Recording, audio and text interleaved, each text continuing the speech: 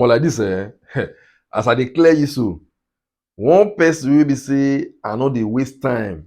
Whenever I see the man video, I must watch am because sense to the full the man brain. Anytime Dele Farotimi open mouth to talk, just know say you must learn one or two things. This video I don't want to talk too much. I want just make una watch this video. Now hear the Microsoft word wey Dele Farotimi drop today. So when I watch the video. Of what use is an army that does not serve a purpose? Because believe it or not, even those who believe that they are watching because of their hatred of me are actually part of an army that is being raised. An army that is bred on truth. Long ago, I discovered that the only way to destroy the monster ruining Nigeria is to use truth as a silver bullet.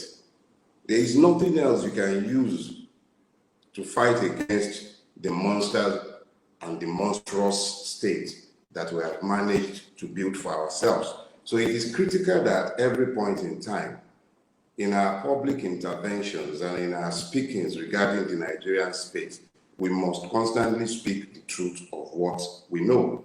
So, those of you that I'm speaking with, I'm harming you with the truth. If you know the truth and you are educated as to your knowledge of the truth, you are unlikely to react in violence.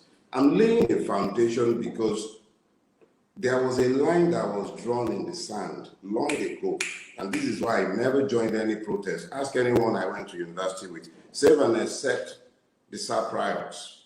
I was too young to even understand the issues too deeply, so like every other student in those days, I got carried away with it. But as I grew older, I began to understand the kind of evil that governs Nigeria, and I realized very quickly that protests are a waste of time. Nigeria can only change when the people come to the knowledge of the fact that we have to confront this system head on. The one thing we must not do is confront it with violence. So long ago, in my own head, and I laid it out in the imperatives of the Nigerian Revolution, a line was drawn in the sand.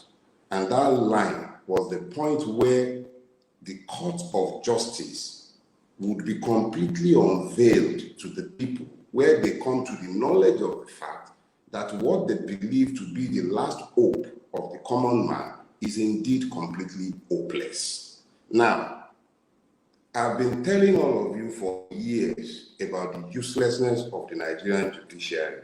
Even when I was being tried within that judiciary, I never came to the public space to talk about it. But I kept saying that the judiciary is completely useless and unfit for purpose.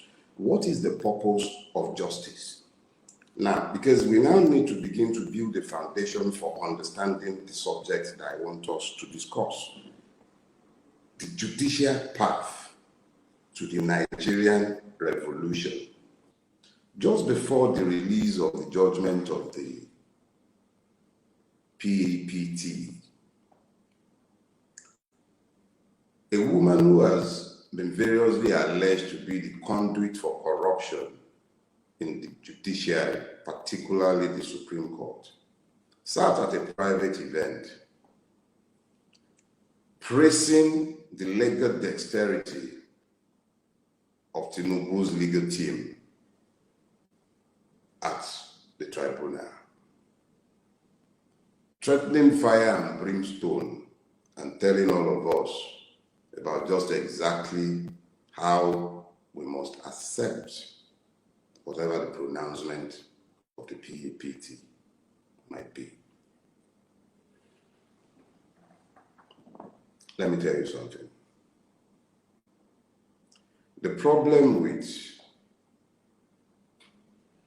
the man that the system has coalesced around this time around is that in order to preserve the life of a Tinubu presidency, the existing legal order would have to be destroyed by the judiciary.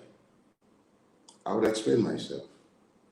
There are multiple inconsistencies that cannot be consistent either with common sense or law that would have to be upheld by the judiciary before it might uphold the lies of Mahmoud and INEC. So, when the last hope of the common man is lost, what is the common man to do? This is the part where you begin to deal with the legitimization of grievances. And that is where the concept of Bajue and all the other influencers who have been busy seeking to delegitimize the grievances of those who witnessed the brutal snatch it, grab it, run with it that took place and was aided, painfully aided by Mahmoud and INEC. And then they blithely told us before the entire world, go to court. The confidence with which they declared that we should go to court was suggestive of a thief who was aware that his accomplice awaits, because this was a brazen theft, brazen in the extreme. People were killed, threats were issued in broad daylight, actual intimidation took place. In places like rivers, it was so brazen. All over the country, clear evidences of state-aided brigandage against those who elected to exercise their franchise. But when our dear prof, who has decided to become partisan on the side of Tinubu, his friend, would characterize the fascists, it was the victims that became fascists. Another story for another day. These are the delegitimization of grievances. And it deodorizes fascism, because the true fascists are given free passes, whilst the victims are labeled. And these labels are coming from no less than a person unto whom we would have looked, not only for guidance, but for the truth. And these are not truths. They are obvious misstatements of facts. So the question is this: why are our grievances being delegitimized? Since when did generals, aside from the liability that OBJ is, since when did they become part of the obedient movement? Since when have we embraced them as a movement that they are now the ones using us?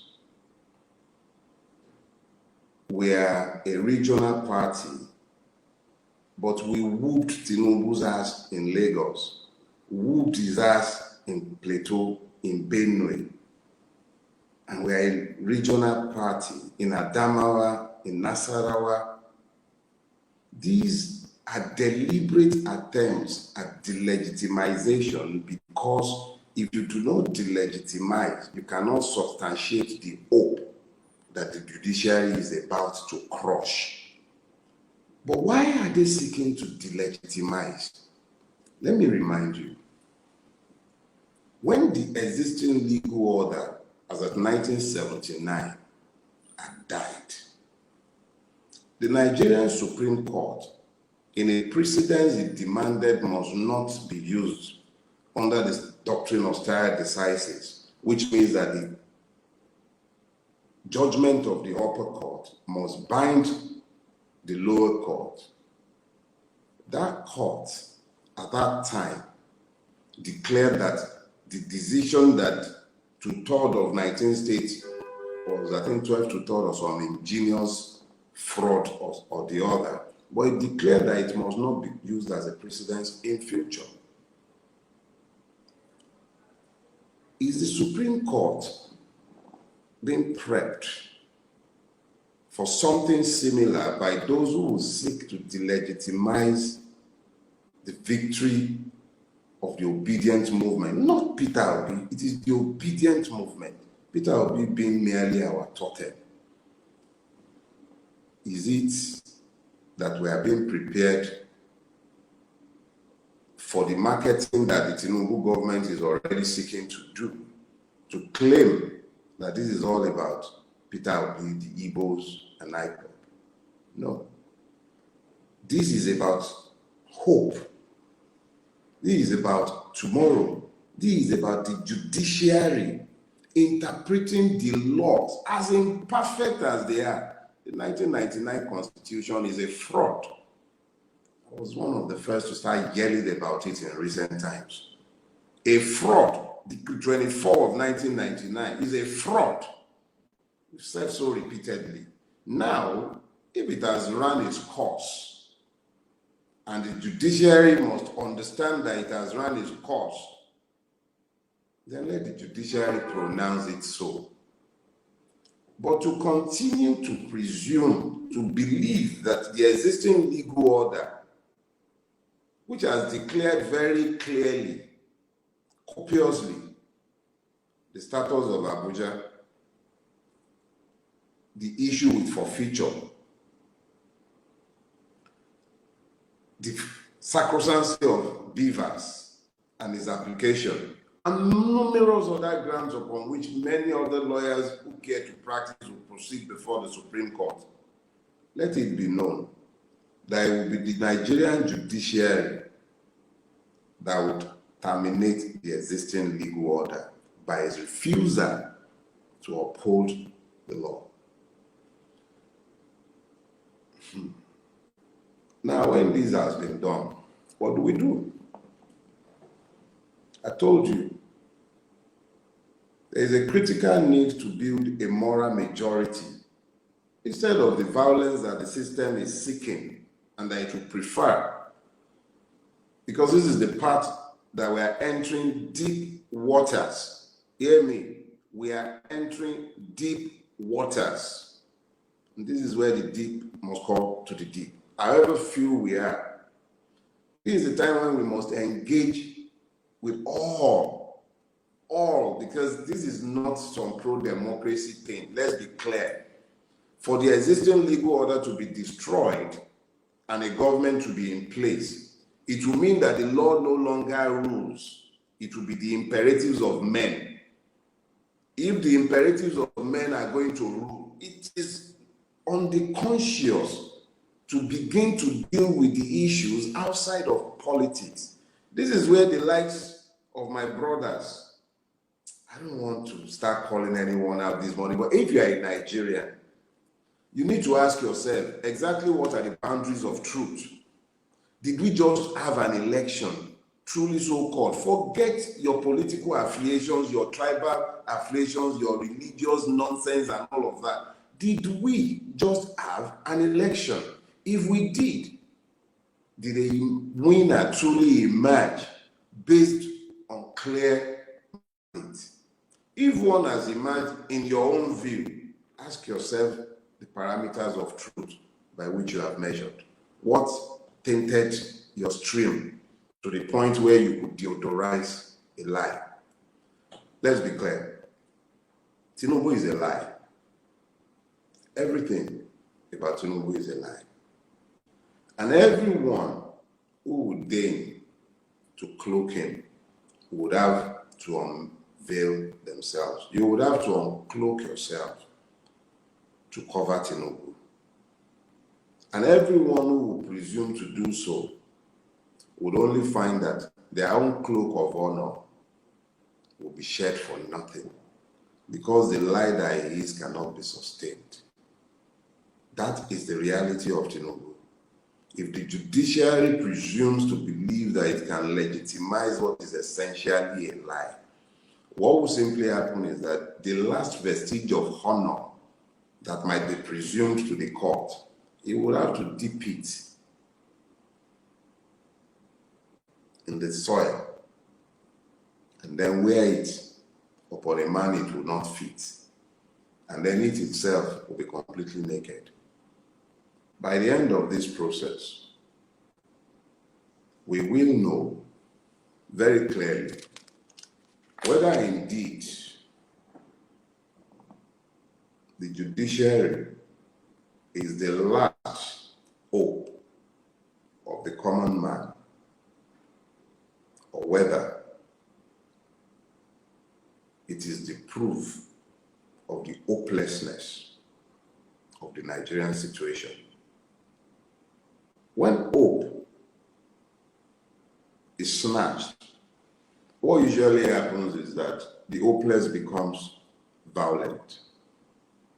And this is where we enter the deep waters.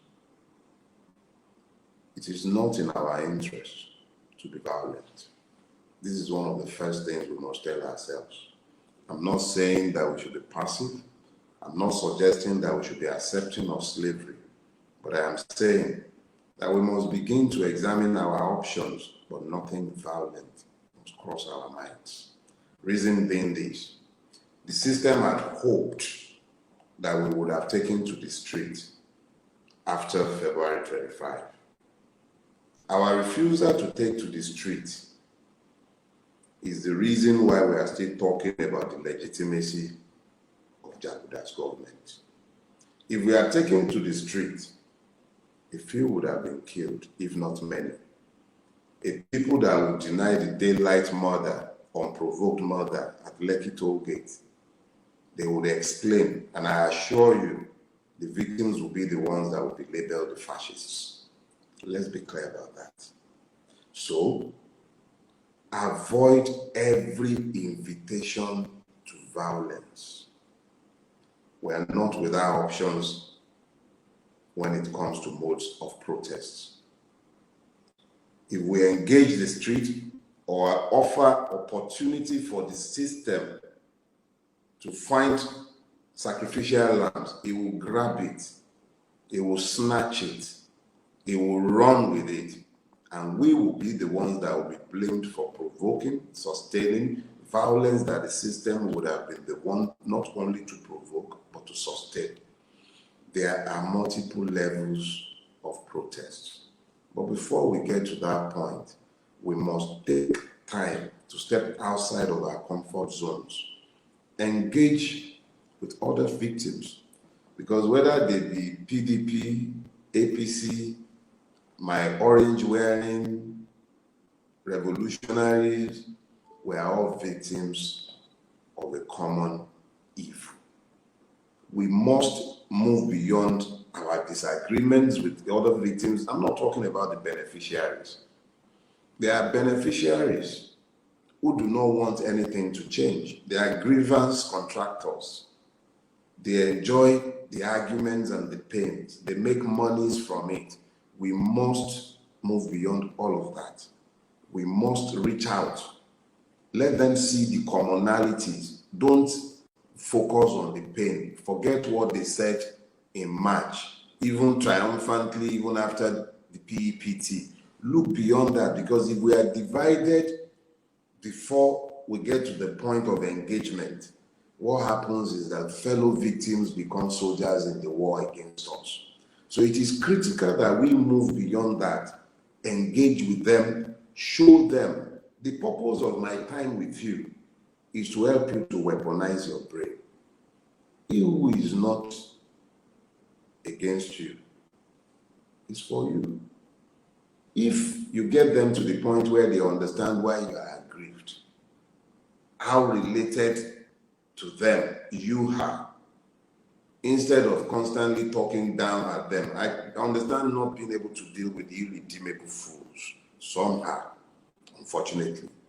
But as much as you can, engage, talk to them. Let them know that this is not about us. It's not even about today. It's about the kind of country we're trying to build. What kind of people are we? Where is the moral bar? The president of the most populous black nation in the world, no, scratch that, not nation, country, if you will,